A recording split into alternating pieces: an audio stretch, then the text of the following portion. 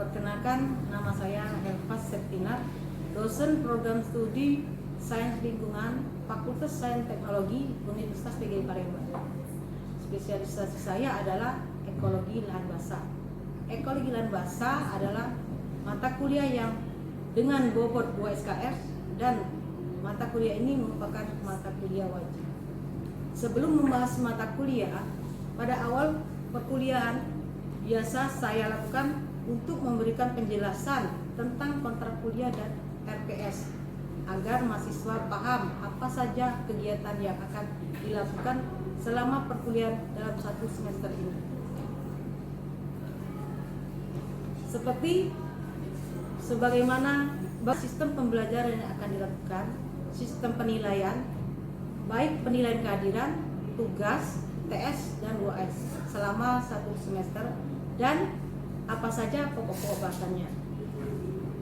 Pertama, sistem pembelajaran yang saya lakukan melalui e-learning yang sudah disediakan oleh kampus dengan memanfaatkan fitur-fitur yang telah tersedia, dan juga seperti room chat, conference, dan yang lainnya, dan juga memberikan umpan balik terhadap tugas-tugas yang telah mahasiswa kerjakan. Dan selain itu juga saya sering menggunakan Zoom sebagai pendukung pembelajaran daring sebagai sarana untuk mempermudah komunikasi. Pada kelas-kelas yang saya ajarkan, kita membuat grup WhatsApp. Tapi pada akhir semester ini kita sudah mulai dengan pembelajaran tatap muka. Dan kedua, yang dibahas adalah penilaian kehadiran, tugas, UTS, dan UAS.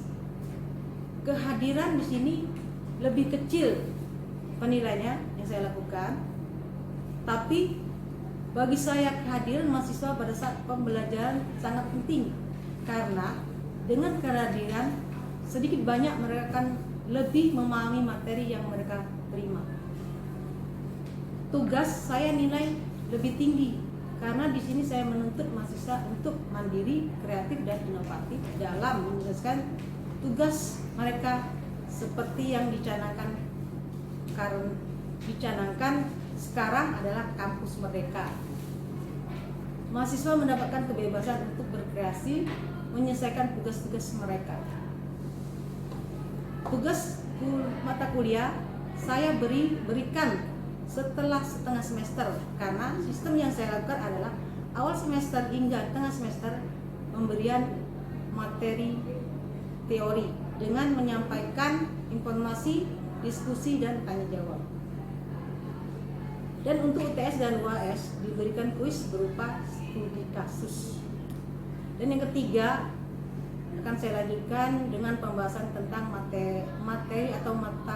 materi-materi yang ada pada mata kuliah ekologi lahan basah yang merupakan mata kuliah wajib. Mata kuliah ini wajib diberikan karena program studi adalah sains lingkungan yang berhubungan langsung dengan lingkungan dan sesuai dengan Sumatera Selatan yang lahannya lebih banyak lahan basah. Oleh karena itu, mata kuliah ini sebagai upaya untuk mengenalkan kepada mahasiswa lebih dalam tentang lingkungan tempat tinggal mereka, dan yang utama adalah lingkungan lahan basah. Kemudian selanjutnya, materi yang akan kita bahas adalah sebagai berikut. 1. Ruang lingkup lahan basah. Sini akan dibicarakan tentang definisi, manfaat, dan fungsi. Dan yang kedua adalah klasifikasi lahan basah. Yang ketiga, faktor-faktor yang mempengaruhinya. Kemudian aliran energi, suksesi lahan basah, dan pemahaman tentang masalah-masalah lingkungan di lahan basah tersebut. Dan yang keenam, memperkenalkan kepada mahasiswa tentang ekologi lingkungan lahan basah, baik di lingkungan alami maupun buatan yang ada di Indonesia. Faktor utama lahan basah adalah air. Diibaratkan air adalah garamnya lahan basah. Maka pemberian pemahaman terhadap mahasiswa dalam pemanfaatan dan pengelolaan lahan basah harus yang diutamakan adalah pengelolaan drainasenya. agar lahan tersebut tidak menjadi rusak atau mengalami kekeringan. Dan lebih lanjut akan memperkuat pemahaman mahasiswa. Diberikan juga materi tentang kebijakan dan pengelolaan lahan basah. Saat ini lahan basah sudah dikembangkan dan dimanfaatkan secara luas, seperti lahan basah dikelola sebagai lahan pertanian, lahan basah dikelola sebagai lahan perkebunan, lahan basah juga dikelola sebagai lahan tambang dan dikelola sebagai tempat wisata serta yang lain-lainnya. Nah, itulah gambaran singkat mata kuliah ekologi lahan basah, dan selanjutnya akan saya tampilkan kegiatan pembelajaran yang menyangkut mata kuliah ekologi lahan basah dengan tatap muka. Assalamualaikum warahmatullahi wabarakatuh. Waalaikumsalam warahmatullahi wabarakatuh. Oke, hari ini kita masuk pertemuan kedua ya, mata kuliah kita ekologi lahan basah. Nah, sebelumnya saya mau tanya dulu, apakah ada yang tidak hadir? Alhamdulillah kalau sudah hadir semua ya. Baiklah, kita lanjutkan saja materi kita yang kedua, karena materi sebelumnya kita sudah mempelajari tentang ruang lingkup lahan basah. Itu diantaranya adalah definisinya, ya kemarin sudah tahu kan definisinya, kemudian juga fungsinya apa dan manfaatnya apa lahan basah tersebut. Nah, kemudian kita hari ini akan melanjutkan ke klasifikasi lahan basah.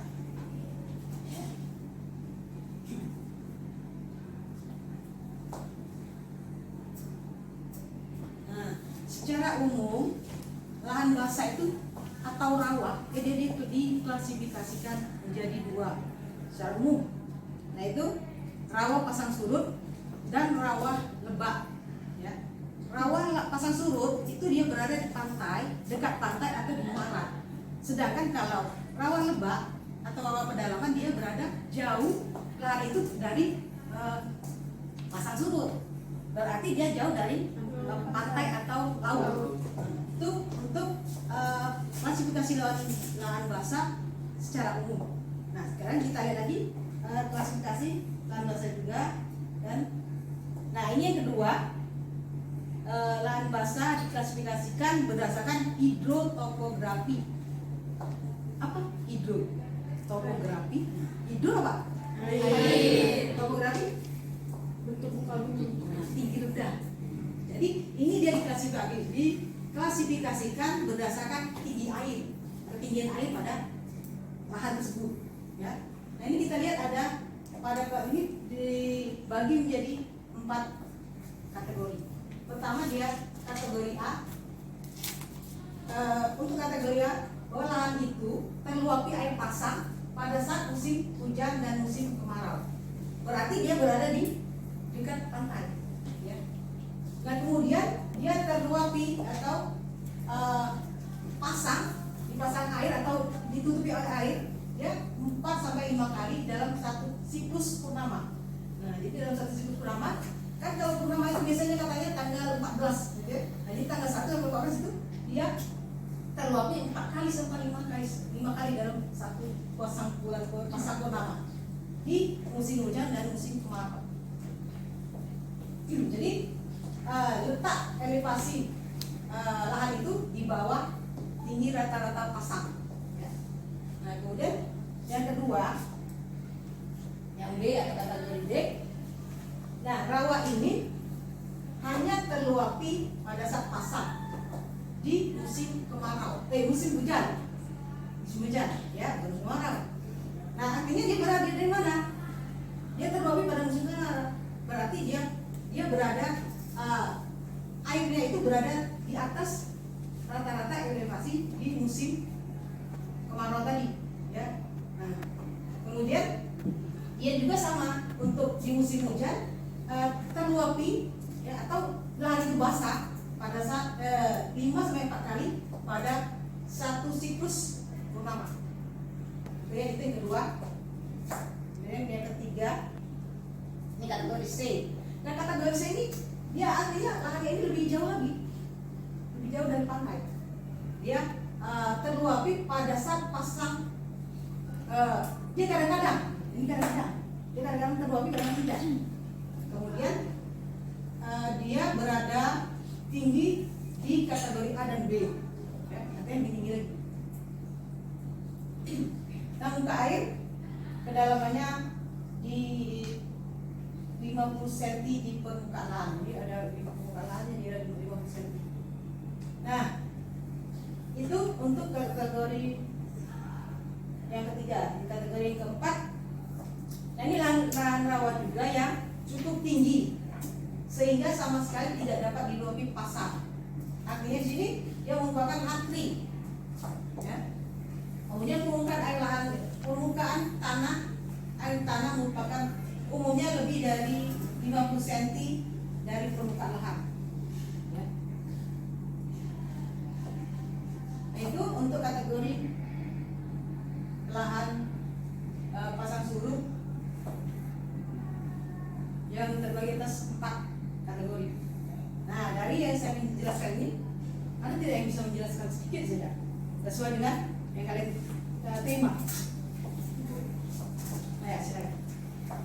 Dari 4 kategori rawa berdasarkan hidrotopografi, yang pertama ada kategori A, yaitu area lahan yang dapat terluapi oleh air pasang baik musim hujan maupun kemarau. Sedangkan kategori B yaitu area lahan yang dapat terluap air pasang hanya pada musim hujan saja.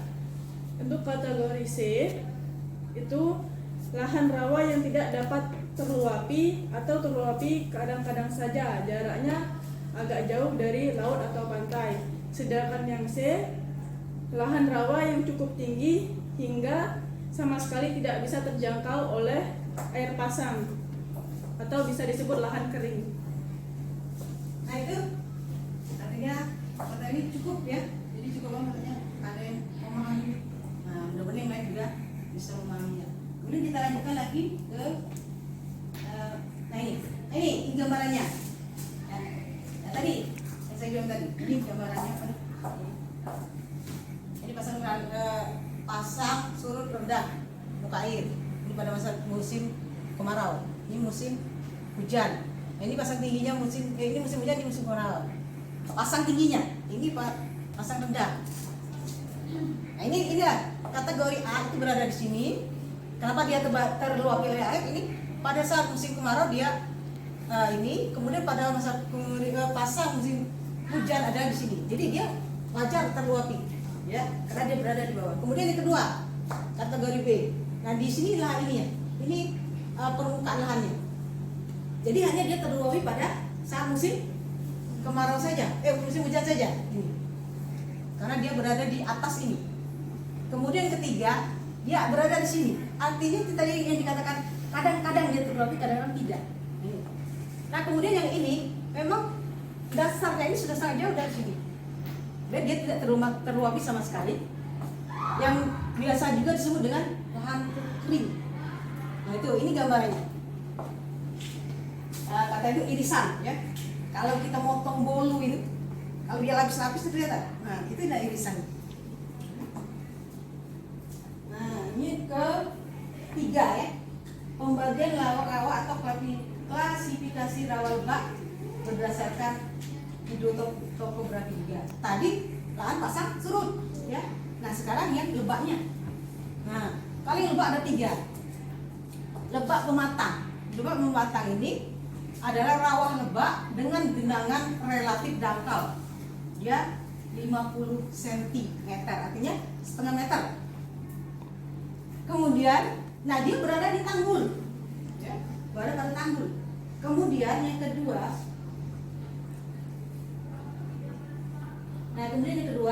lebak tengah, lahan dengan genangan relatif agak dalam, airnya itu antara 50 sampai 100 cm. Jadi antara setengah meter sampai 1 meter. Ini genangannya sampai 6 bulan. Tadi hanya 3 bulan, ini 6 bulan. Dan kemudian yang ketiga, ini lebak dalam. Rawa lebak dalam dengan genangan sampai atau lebih dari 100 cm. Jadi 100 1 meter. Nah kemudian periodenya juga lama genangannya ini 6 bulan atau terus menerus. Jadi lahan itu tidak kering, tidak pernah kering, dia basah terus. Ya. Nah itu ya. Kalian sudah ada yang paham? Paham ya? Nah, coba saya tanya sedikit, apa bedanya antara ketiga tadi? Perbedaan itu dari lebak ke matang itu relatif dan agak dangkal itu sekitar 50 cm. Kemudian yang kedua adalah lebak tengahan, itu benangannya relatif agak dalam sekitar 50 sampai 100 cm. Kemudian yang ketiga adalah lebak dalam, benangannya relatif dalam lebih dari 100 cm. Nah, itu kan itu adalah perbedaannya. Jadi perbedaannya karena kita lihat dari hidrotopografi, artinya tinggi rendah airnya. Nah sekarang ada tidak yang mau bertanya sedikit? Saya sekarang. Apa penyebab rawa lebak dalam memiliki genangan relatif lebih dalam lebih dari 100 cm daripada lebak pematang dan lebak tengah, Bu? Nah itu ada pertanyaan. Kenapa kok dia jauh dari bantaran sungai atau dari tanggul sungai, kok dia malah lebih tinggi airnya? Ada tidak bisa jawab? Saya tanya dulu. Coba pikir apa? Ada yang tahu? Nah, kalau tidak kita akan lihat. Nah, ini dia nih. Ini kategori hidrotopografi lahan non pasang surut atau lebat. Ya. Nah di sini kita lihat ada musim kemarau, ini musim terendahnya ya. Ini. Kemudian ini pasangnya, ini pasang musim hujan, banjir atau banjir. Pada saat keluar hujan apa namanya, hujan tinggi ya, hujan lebat atau apa itu? Jadi airnya sangat tinggi. Nah, kenapa yang dikatakan tadi, ditanyakan siapa tadi namanya? Ahmad. Nah, Ahmad Sobirin ya. Ya. Kenapa kok lebak dalam itu airnya lebih tinggi dibandingkan yang di daerah dekat ini sungainya? Ya. Nah ini masalahnya, karena ini batas airnya ini. Ya. Ini kan dia kan tadi tuh kita lihat berapa tinggi airnya. Nah ini dia di sini, ini pertama di sini yang lebak permatang. Airnya itu bisa mencapai 50 cm karena dia kena sini. Ini 50 cm. Kemudian ini lahannya turun ke sini. Ya, turun ke sini. Jadi air pada saat hujan, airnya terluap sampai di sini. Ini makanya dia menjadi 100 cm sampai mencapai 100 cm. Nah kemudian lebak dalam ini seperti ini, lahannya ini atau permukaannya itu di bawah permukaan air sungai.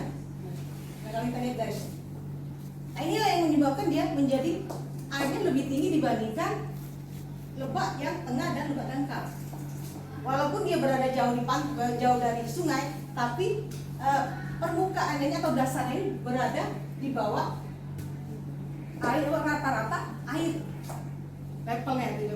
Nah itu yang menyebabkan kenapa dia lebak dalam ini airnya bisa mencapai 100 cm ke atas. Nah, itu bisa dipahami? Baik.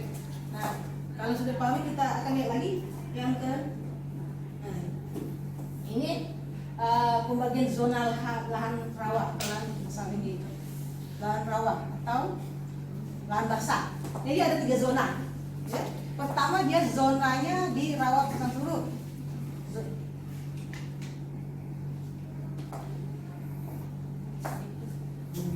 Nah ini pasang surut ya. Nah yang kedua dia berada di lebak peralihan. Yang ketiga lebak rawa. Nah kita lihat di mana saja ini berada. Nah ini yang kata zona 1 dia berada di peralihan di dekat laut ini. Kemudian dia masih dipengaruhi ini air surut, kemudian airnya payau dan asin. Kemudian ini zona kedua. Zona kedua dia sudah tidak lagi atau dia masih terpengaruh di saluran primer. Ini saluran primer. Atau yang ya. Nah kemudian yang ketiga ini zona ketiga yaitu dia jauh di atas atau jauh dari laut. Nah itu kita yang kita pelajari hari ini. Ada berapa? Zeno? Nah, ini contoh-contohnya ya, kita lihat dulu contoh sebentar. Inilah apa namanya? Bentuk rawa-rawanya. Satu ini ya. Nah ini juga, ini banyak di daerah kita, di daerah Muara sana. Nah ini juga, nah kemudian seperti ini, dan ini. Nah ini di Andalusia. Ini merupakan lahan yang terindah, yang sering dibuat orang film. Pernah kan nonton film-film yang ada di Rawa? Yang biasanya nanti ada keluar anaconda. Nah itu, ini tempatnya. Oke, itulah materi kita hari ini. Saya cukupkan sampai di sini. Wassalamualaikum warahmatullahi wabarakatuh.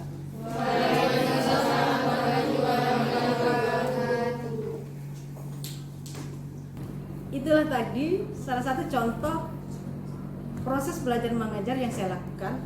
Mungkin hanya itu yang dapat saya sampaikan. Terima kasih untuk semua. Wassalamualaikum warahmatullahi wabarakatuh.